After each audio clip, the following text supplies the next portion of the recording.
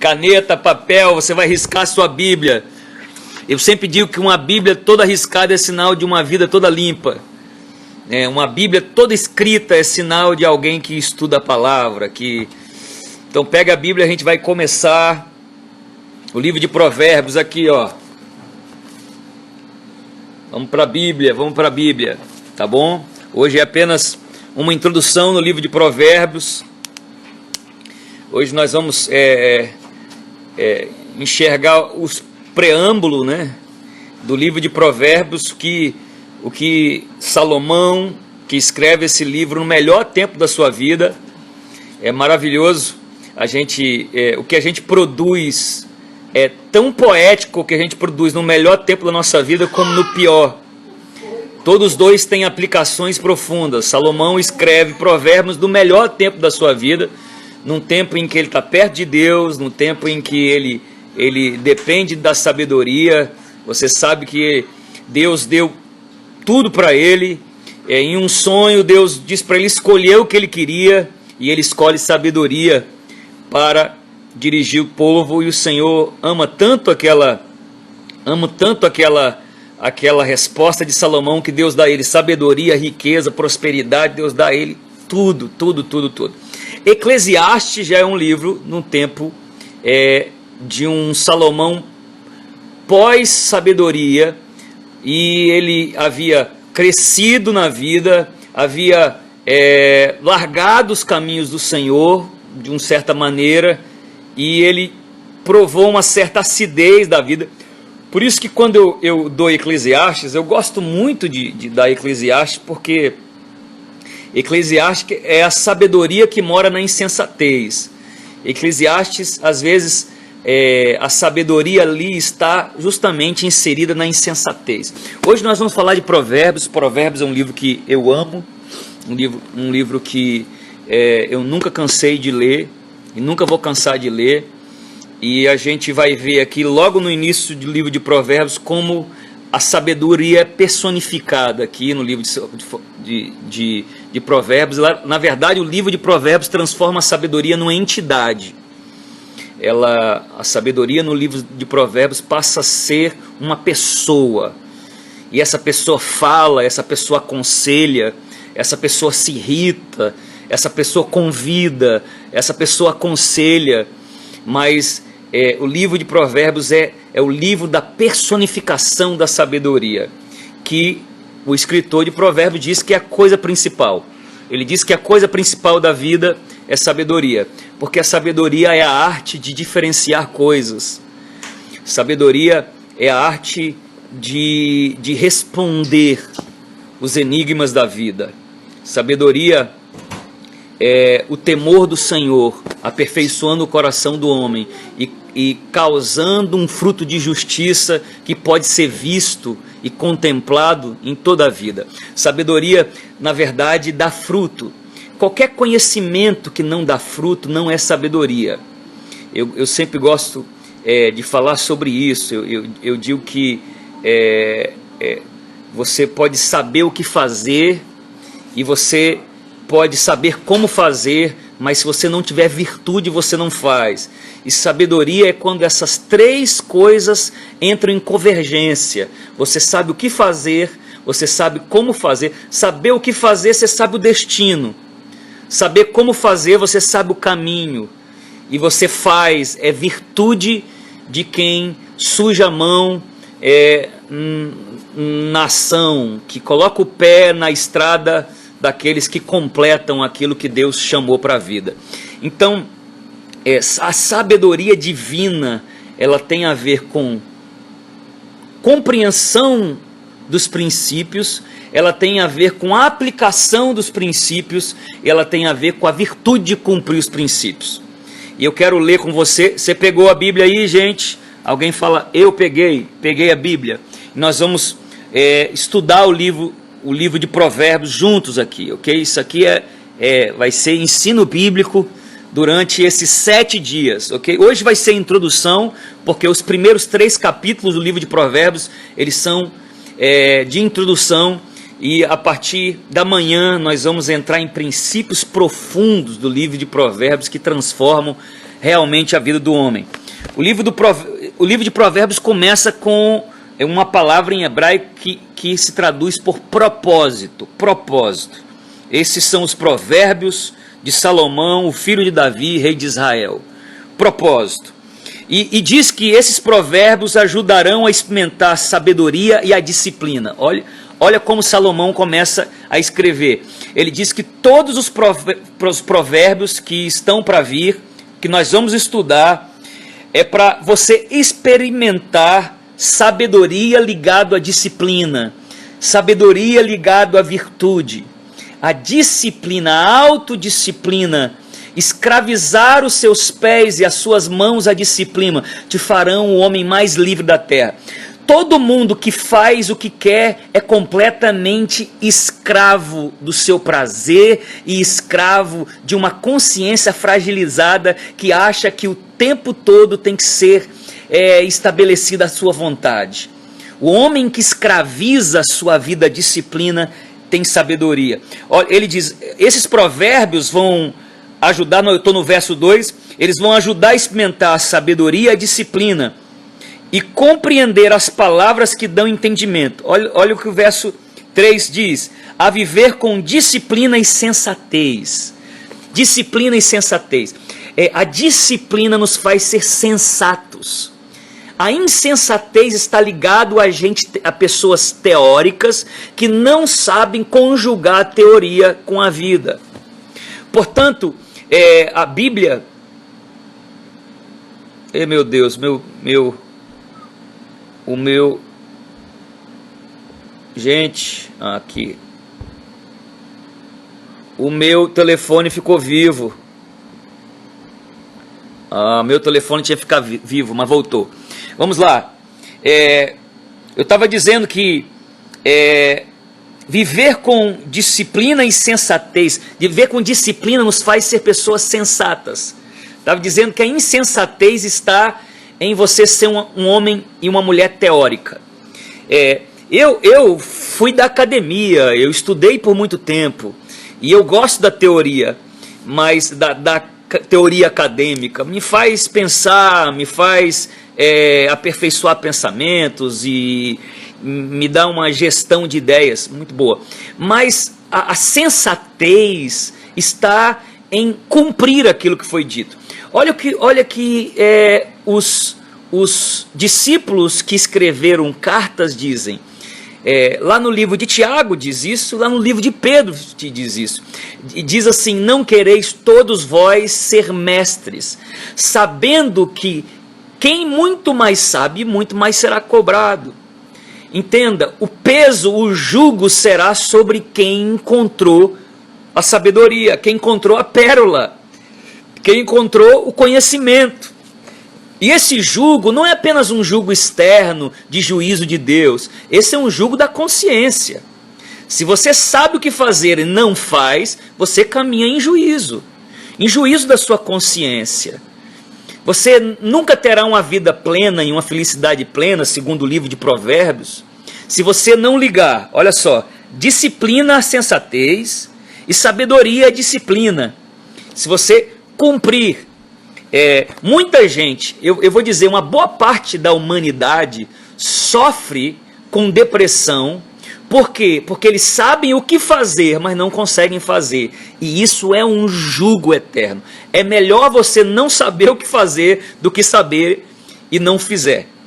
Por quê? Porque isso vai transformar num peso existencial, num jugo maior que a vida. Isso vai coroar a sua vida com uma coroa de espinhos. Né? A sua cama vai ser curta, como diz em Jeremias. Você não vai encontrar um ambiente satisfatório na existência humana. Por isso, ouça bem o que eu vou falar, a busca por conhecimento sem virtude talvez seja uma das causas de doença emocional maior que tem. Eu vejo muita gente que busca muito conhecimento, mas não tem o espírito, não tem a alma ajustada para o cumprimento do que conhece. Então isso se torna um jugo contínuo dentro de si e acaba sendo um peso existencial. Tem muita gente me ouvindo aqui agora que sabe o que eu estou falando. Vocês sabem o que eu estou falando aqui agora. Vocês sabem que isso é um peso. E continua dizendo aqui, nós estamos seguindo. Na Bíblia, olha comigo na Bíblia aí, tá? Nós estamos seguindo juntos, queridos. Né? A Josi está dizendo, a gestão do conhecimento é desafiante. É isso mesmo. A gestão do conhecimento é desafiador. Vamos lá. E diz que essa sabedoria vai ajudar a dar prudência para o inexperiente, conhecimento e bom senso aos jovens. Essa é a introdução do livro de Provérbios. E se o sábio lhe der ouvidos, e aumentará o seu conhecimento, e quem tem discernimento obterá orientação. Ou seja, a Bíblia diz, ensine o sábio e ele se tornará mais sábio. Ensine o tolo e ele te odiará. Quando o verdadeiro sábio é uma esponja de sabedoria, e é isso que Provérbios começa. Então Provérbios, ele aqui no verso 7 de Provérbios, ele dá a centralidade do livro de Provérbios. Qual que é o centro?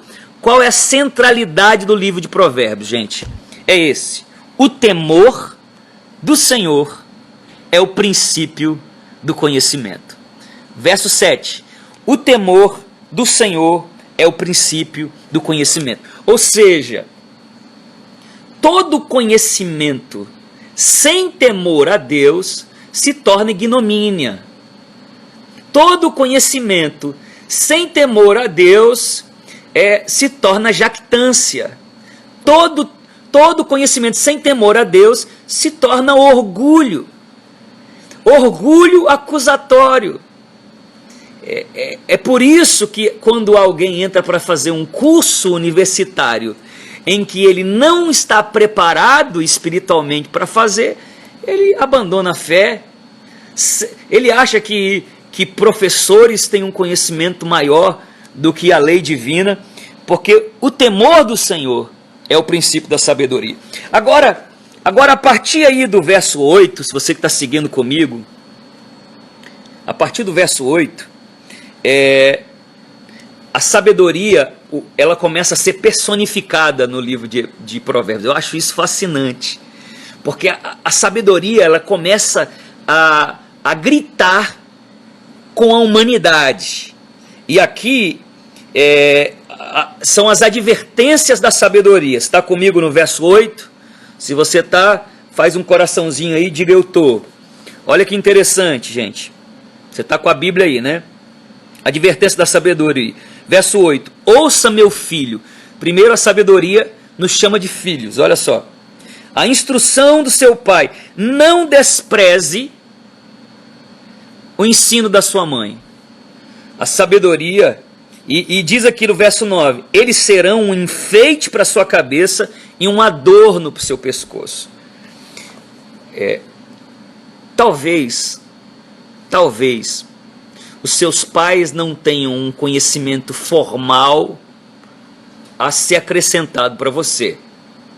Talvez a visão da vida deles é simplista e simplificada, devido ao tempo em que eles viveram e à complexidade do tempo em que nós vivemos. Mas a sabedoria no livro de Provérbios, olha o que diz. Ela diz que a instrução do seu pai, a maneira como você ouve essa instrução, e a maneira como você honra a instrução da sua mãe, o que vai fazer? Isso vai ser um enfeite para a sua cabeça, isso vai ser um adorno para o seu pescoço. A sua vida será adornada, a sua vida será bela na dimensão da honra que você dá aos seus pais. A honra que você dá às instruções dos seus pais. Como é que eu honro a instrução do pai?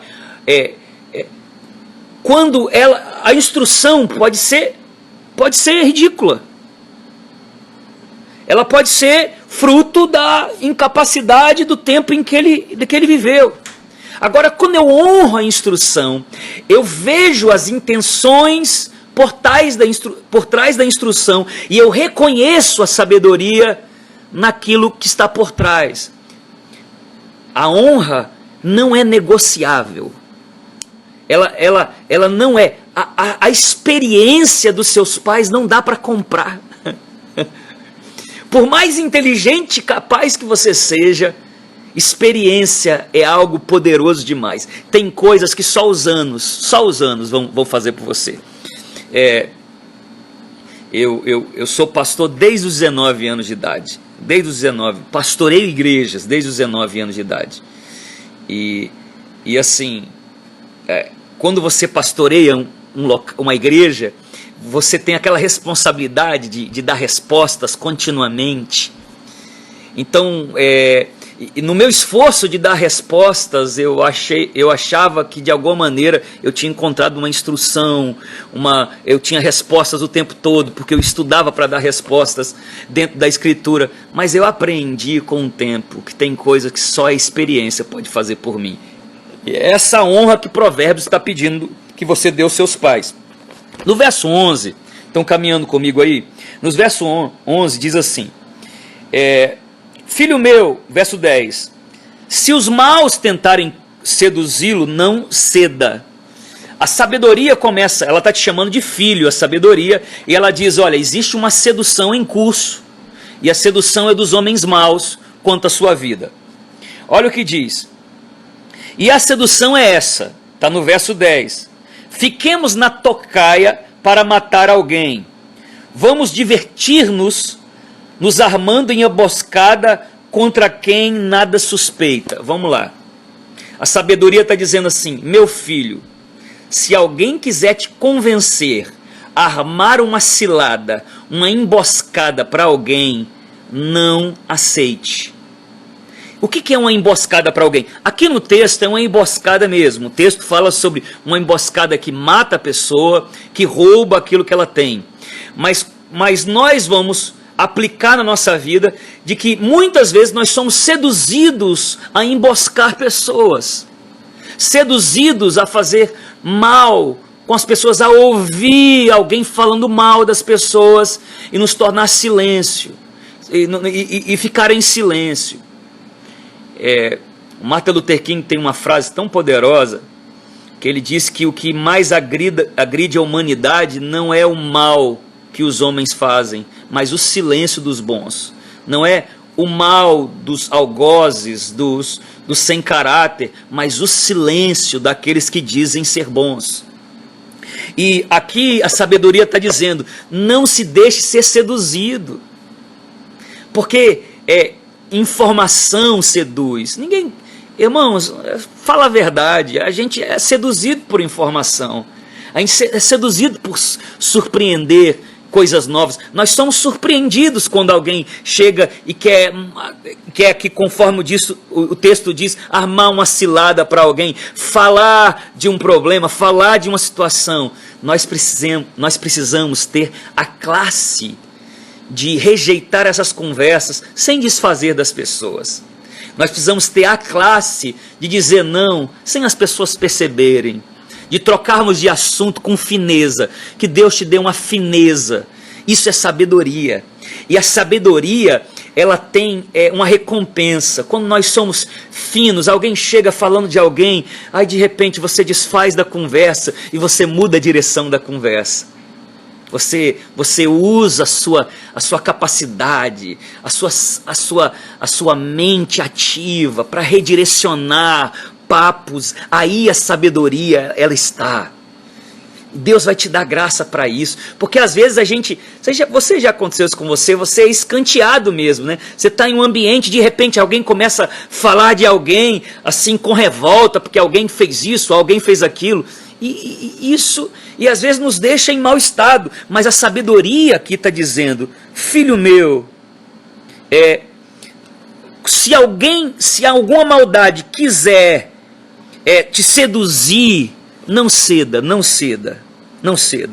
Olha o que o verso 15 diz, não vá na vereda dessa gente, não vá. Gente, tem gente que ama conversas, simplesmente são eles. Tem gente que gosta, se interessa pela vida das pessoas, simplesmente é quem eles são. Eles não alcançaram maturidade ainda, eles ainda não cresceram. E aqui o texto está dizendo no verso 15, não vá pela vereda dessa gente, afaste os pés de quem eles seguem, pois os pés deles correm para fazer o mal. Queridos, tem gente nesse momento, no seu círculo de amizade, que os pés deles correm para fazer o mal, que eles gostam de fazer o mal, e a sabedoria está dizendo, meu filho, essa não é a sua companhia, essas não são as pessoas que você deve seguir. E esse aqui é a advertência da sabedoria. É interessante que o livro começa dizendo sobre que nós temos que ligar sabedoria à disciplina, sabedoria à virtude de fazer. Depois a sabedoria faz uma advertência para nós não seguirmos, por mais sedutor que uma amizade, que um ambiente seja, para a gente não seguir, não ter aquela síndrome de manada, mas a gente ter uma consciência tão fortalecida que nós possamos colocar limites. Nós precisamos ser pessoas de limites.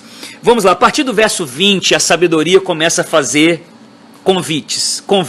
São santos convites da sabedoria. E eu espero que você esteja lendo comigo, porque é precioso esses convites da sabedoria. Verso 20, diz, a sabedoria clama em alta voz nas ruas. Olha o que diz, ela ergue a voz nas praças públicas.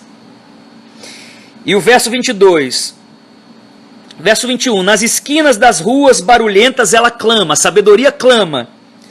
Nas portas da cidade ela faz seu discurso.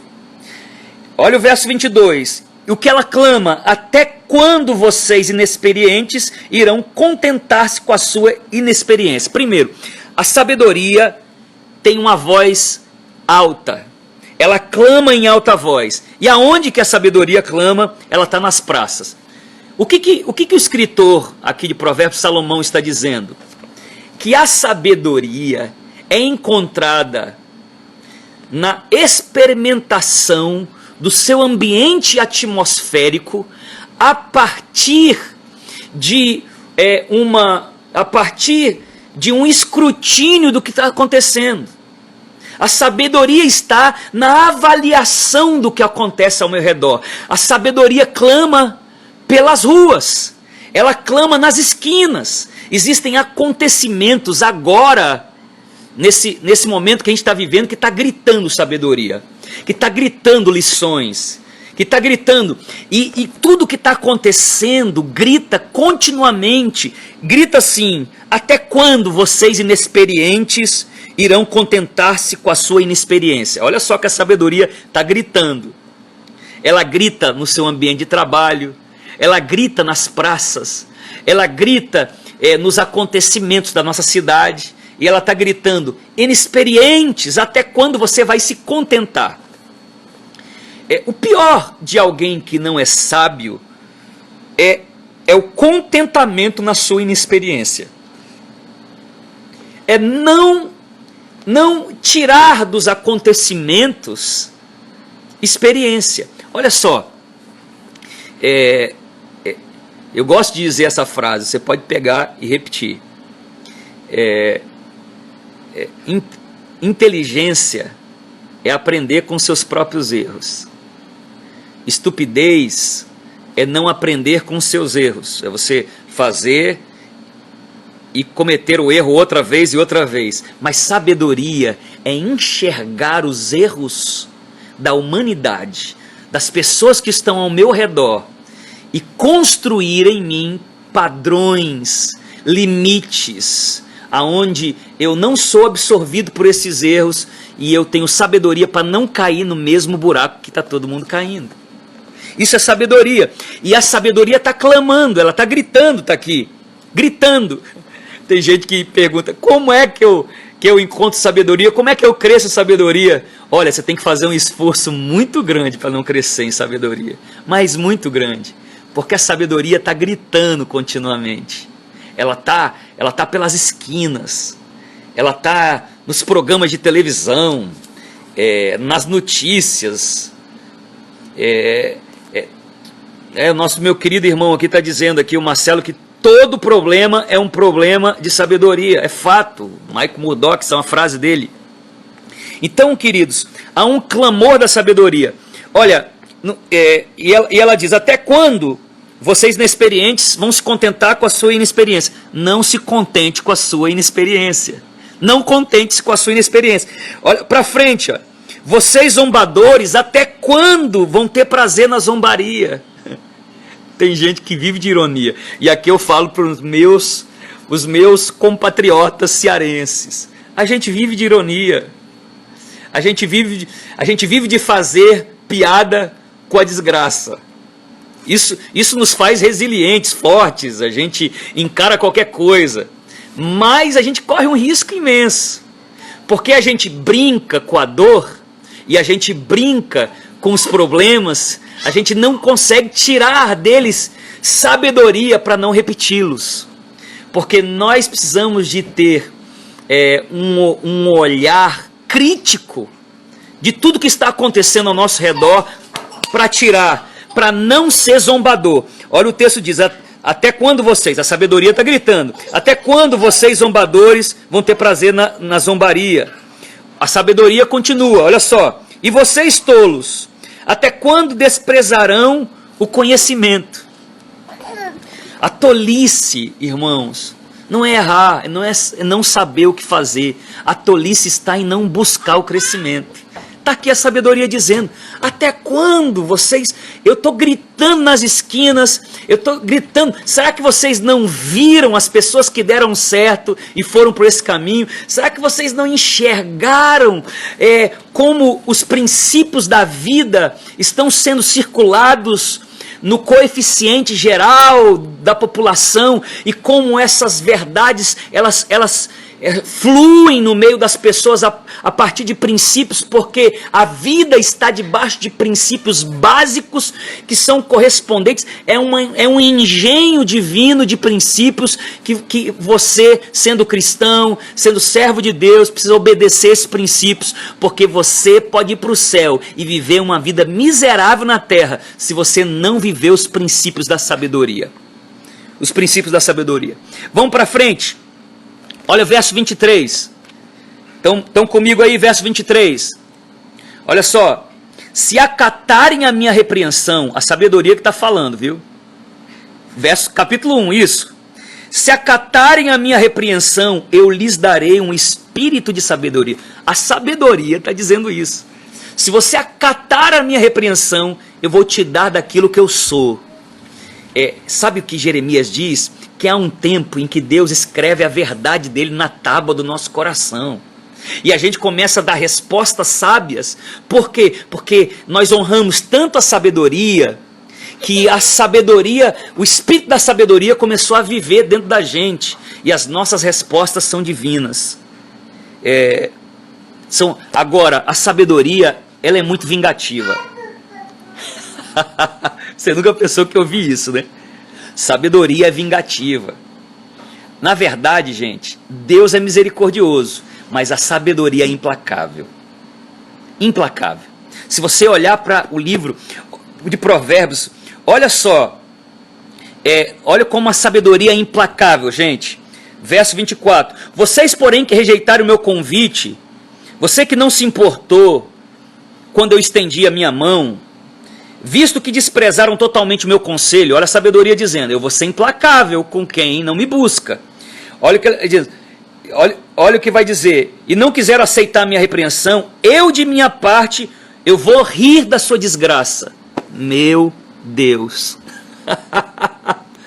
A sabedoria, ela é implacável, a sabedoria.